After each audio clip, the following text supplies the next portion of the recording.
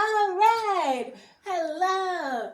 I go by Fro Girl online, and I am explaining the Kendrick versus Drake beef to my mother and family on Mother's Day, May 12th, 2024.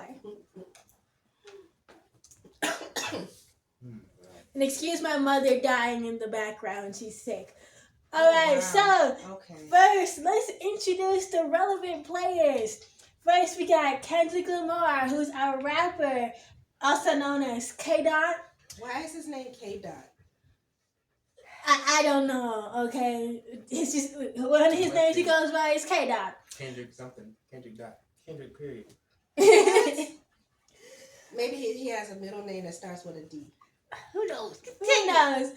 Again, we got Drake, whose legal name is Aubrey Graham. Aubrey? Yes. Okay. We got J. Cole, who's a rapper. We got Metro Boomin. Right. Who's so the music producers involved too? Yes. Okay. Metro Boomin, who's a music producer, and we got Future, who's another rapper. How did he get involved? You'll see in a second. Okay. Metro Boomin. Okay, so Drake and Kendrick weren't always beefing, and in fact, they used to collab. We have the Buried Alive interlude by Drake, which featured Kendrick in 2011. And we have Poetic Justice by Kendrick featuring Drake in 2012. And in 2012, Drake fought for Kendrick to be an opening act on his Club Paradise tour. Okay. Well, they were friends then. Friendly, on friendly terms at least, professionally. Okay. But then, Control 2013. So, Control 2013, then in 2013, Kendrick featured on a song called Control by Big Sean. In the song, Kendrick places himself amongst well-respected rap figures like Nas, Andre 3000, and Eminem. He then says that newer rappers shouldn't get involved, lists off several rappers, including Drake and Big Sean, and then says, I got love for you all, but I'm trying to murder you. Wait, but it was on Big Sean's song? Correct. He was dissing Big Sean on his own song? Big Sean on his own song. My goodness. Yes. Why would he put that out there then? I wouldn't have even put that on that album. Actually, it was just like friendly type of stuff. So. Yeah, it was like a friendly thing, but still, nonetheless, he dissed Big Sean on his own song. Okay. And then Drake responds in an interview with Billboard saying, I didn't really have anything to say about it. I guess we can revisit the topic. After this, Kendrick and Drake take minor shots at each other, but no major conflicts. Okay. Is it friendly or are they really mad? Friendly business. Let's say friendly business. Okay. So like friendly competition. Yeah. We'll say that. Okay. And then some additional background info is that in a previous beef between Drake and a rapper named Pusha T revealed that Drake has a son that the public didn't know about. After this, Drake started showing his child in public, and Drake's son is named Adonis. But why is that a big deal? Because Adonis already was like almost 2 years old at that point. And it seemed like he was trying to hide him from everybody. Maybe he didn't want the public in his son's face. Maybe. And also Pusha T made it seem like he was a deadbeat.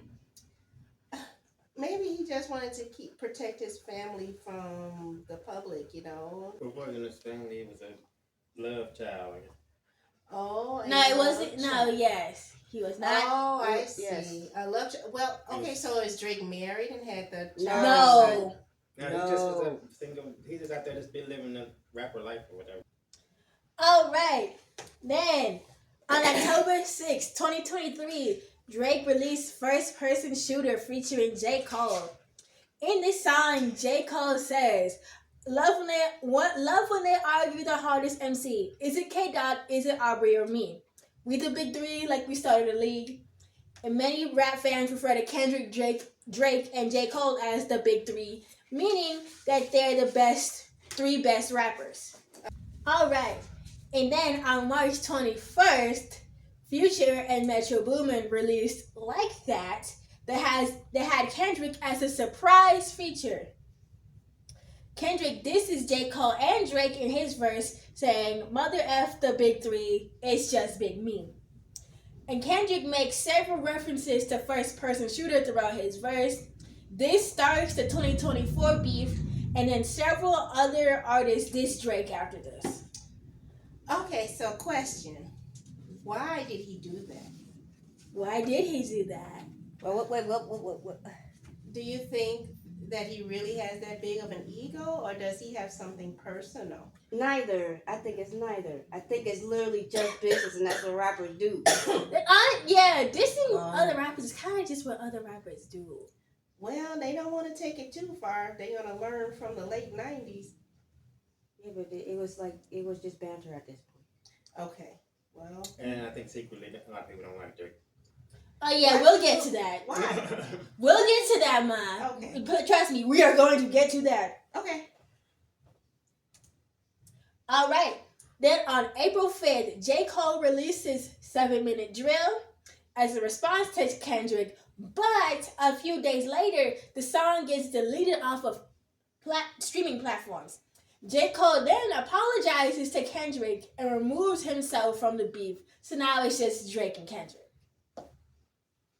Okay, so why does J. Cole feel the need to apologize to Kendrick if he's just saying that you're not part of the big three, it's just me? And we're gonna get to that. At one point, everybody had the same question. Because he wrote a diss song, but he wrote a diss song in response. But then now but he took it back. He's like, I don't want to be a part of this. Basically. So he took his diss song off back and then apologized. Yes. He said he would go back. He said he's still cool with Kendrick. He don't trying to turn up. He don't want no beef. So he's being the bigger person and a true professional. Okay. Well, in the rap game, not professional. A lot of people. And the rap game is why actually, would you do that? Like the rap game is not really considered. And the rap game actually is a bad look. Yes. So really, this might be just a friendly banter. That's just we are going to get to that. Okay. I'm listening.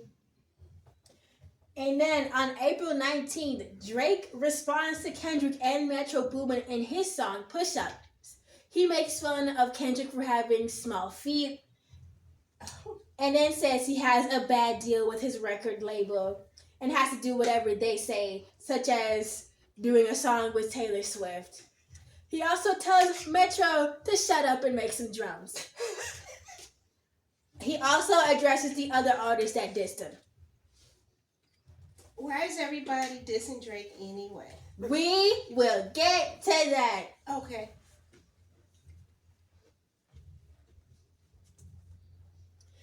And then on the same day, Drake releases Tailor-Made Freestyle, where he says that Kendrick needs to get Taylor's approval before he releases music. He also says that Kendrick is taking too long to make a response. He then used AI to make a Tupac verse and a Snoop Dogg verse, but then Tupac's estate threatened to sue him, so the song was removed from all platforms. And did he get permission from Snoop Dogg? With this AI thing, you still have to get permission, don't you? He obviously didn't get permission from Tupac's estate, so he probably didn't get permission from Snoop Dogg either. No, he just did it. Oh my. On April 30th, Kendrick released Euphoria, where he lists off a bunch of things that he hates about Drake. Says that Drake doesn't like women, says he's insecure about his blackness, calls him a liar, manipulator, and a terrible father. And a notable quote from this song is, "Don't tell lies about me, and I won't tell truths about you." Ooh. In Euphoria, I think Drake is like a producer on that show. Yes, on the HBO show Euphoria, Drake is an executive producer. Oh, is now every time somebody searches up Euphoria, this is gonna pop up instead. Oh my goodness, then, how funny! And the show was about like teenagers doing a lot of crazy mess. Yeah. Oh my. He also said, we don't want to hear you say the N-word anymore.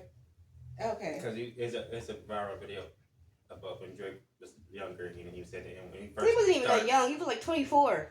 So yeah, he said the N word, but he used a hard Or, ER. When he said it was like the ER. It was Oh like, no! But it maybe sounded like a white person saying it. maybe that's his Canadian accent. Maybe? no, they don't do that. Okay, and then on May 3rd, Kendrick releases 616 in LA, where Kendrick says that someone in OVO, which is Drake's record label, is working for him and telling him information. He also says that several people close to Drake are plotting against him. Why? And we'll get to that. And then the cover photo, you see this cover photo is of a Maybach music glove. Remember that. Okay. Random question. This is not about that. Have you been getting like these weird things where you try to like look up something and they'll be like, oh, we're getting weird traffic from your computer network, and then they want to check I'm not a robot? Oh no. No. Why do I keep Well, getting are that? you a robot? Are you a robot, No, Jackson? and I'm not looking up anything weird either, so why do I keep getting I don't that? know about that. You're kind of a weird individual, Jazz. Well, also on May 3rd, Drake releases Family Matters, where he claims that Kendrick beats his wife by saying, when you put your hands on your girl, is it self-defense because she's bigger than you? And then he also claims that one of Kendrick's kids is actually his manager's. He further says that Kendrick is a fake activist with the line, always rapping like you about to free the slaves. No, always rapping like you about to get the slaves freed. That's the exact line. Oh, okay. Well, yeah, he came back punching. He punched back. Okay. All right. But on the same day, less than an hour after Family Matters released, Kendrick releases Meet the Grams. In this song, Kendrick addresses every single member of Drake's family individually, starting with his son Adonis. That's not cool. He reveals that Drake has a secret 11-year-old daughter. He also accuses Drake of several serious crimes, such as being a child and trafficking. Ew. And he Okay. said he said addresses every single member of his family. He actually wrote a letter to every single member of his. Like he wrote a letter to his son. Adonis, like dear Adonis, dear Sandra, his mom, He's like, dear Adonis. Dennis, His Like, dad. he's like, dear Adonis, I'm sorry your dad sucks. Dear baby You girl. have to watch this when you get older, but My goodness. I'm sorry that your grandfather didn't work.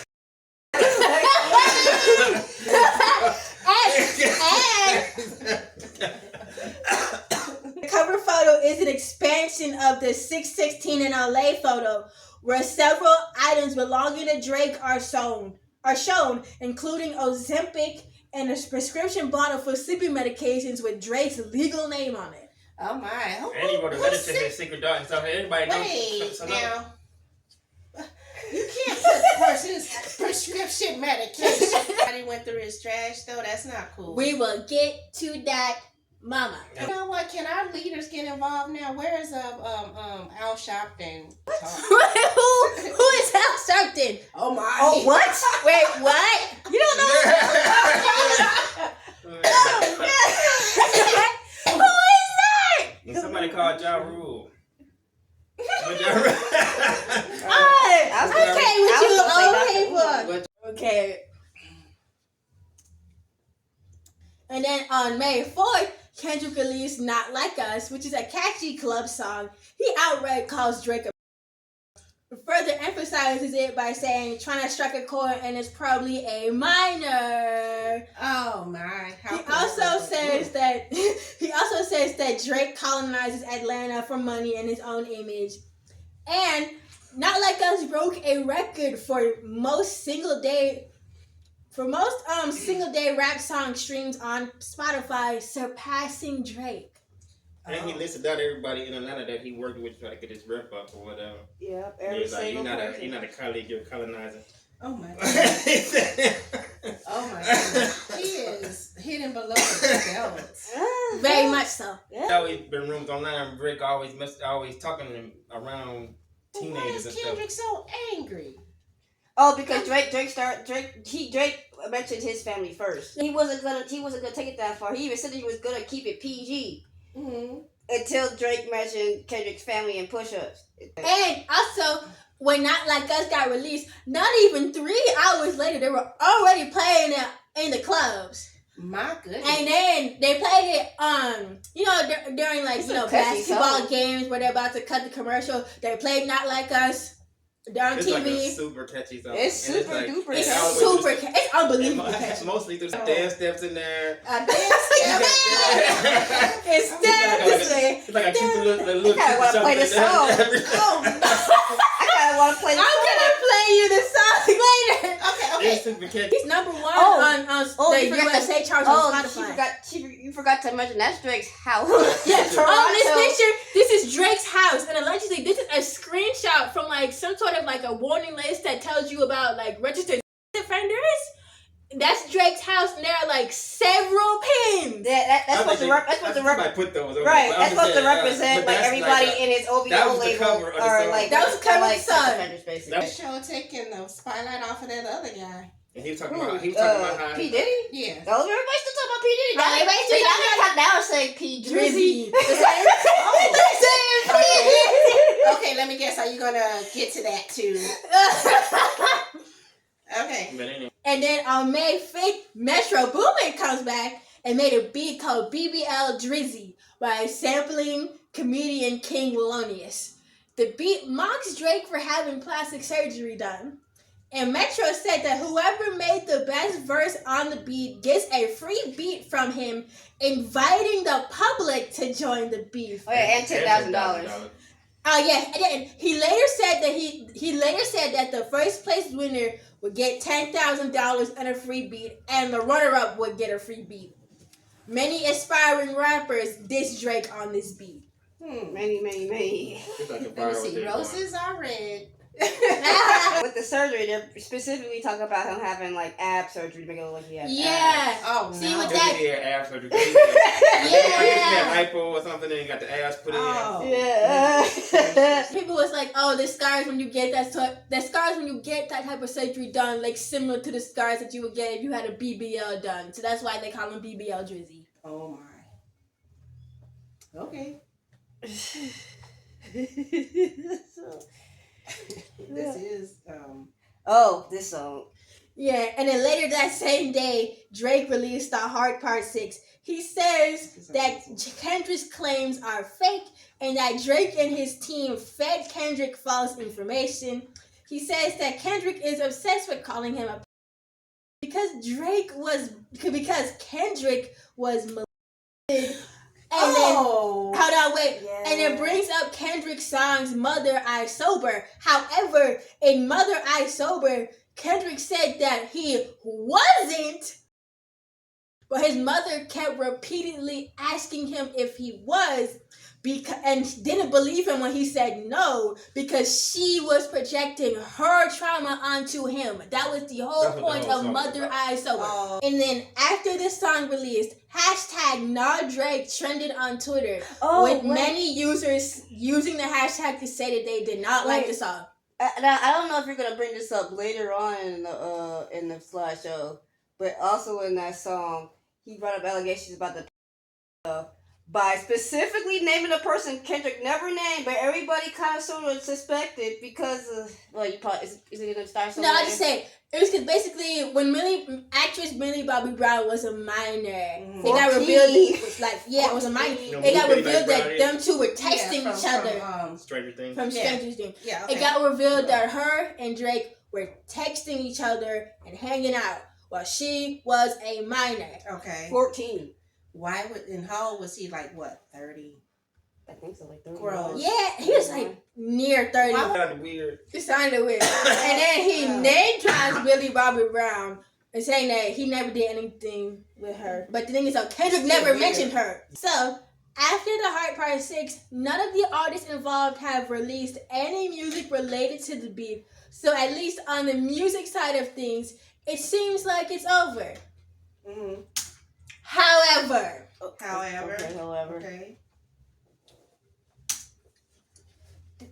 On May 7th, 2024, there were reports of a shooting outside of Drake's Toronto's mansion, which led to a security guard getting seriously injured. As of today, no connection to the rap beef has been made. Wow. All right. And then on May 7th, hashtag Metro Grooming trended on Twitter were old tweets of Metro Grooming joking about doing non-consensual things to women and saying inappropriate things about minors resurfaced. Someone made a Metro Grooming beat in response. And they're kind of sort of old. You can see that tweet's from 2011. Yeah, this tweet's from 2011. Still. But nonetheless, he said that stuff. Yeah, while he's talking. Okay. Yeah. It's just kind of hypocritical, basically. Yeah. And then on May 10th, the alleged mole in OVO comes forward on Twitter. Previously, DJ Academics, who's close to Drake, said that someone from Drake's team told him that the items on the Meet the Grams cover photo were stolen from Drake's father's suitcase. The mole said that Kendrick isn't lying, he's not a thief, and that Drake and DJ Academics have until the 13th to retract their claims of theft or he'll take legal action. He then shows a close-up video of all the items on the Meet the Grams cover photo. He then posts a screenshot of home security footage saying, "May this photo help jog your memory as to where you discarded those items." Yeah, well, that makes me remember, before I throw away my empty medication bottle, scratch my name off or remove the label or something. Mm-hmm. But to be fair, Mom, you're not an internationally famous rapper. So. Well, yeah, but I'm saying. But if it was his dad probably wasn't thinking about it. I don't know. No, the mole said that was a lie. The mole said that was a lie. Okay. I could explain more as to why everybody doesn't like Drake. Why? Because as he was first coming up, when he was doing his own thing, like people try to tell him, like, hey, just be yourself. Just keep singing for the ladies. Don't try to like pretend like you're like some fake thug gangster. But every time like he would like find somebody, he'd like put them on, basically like try to make them famous or whatever.